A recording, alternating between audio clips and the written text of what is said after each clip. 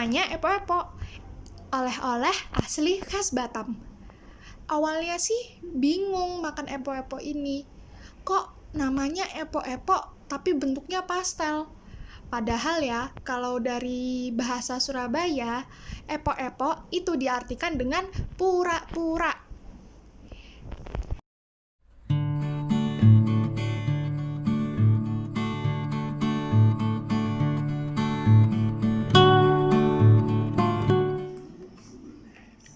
Enak sekali. Terima kasih Nak Lili, epok-epoknya sudah nenek terima dari Nak Rina. Enak sekali. Ini epok-epok kecik nonet, produk Halawiyat. Enak sekali. Dari Batam.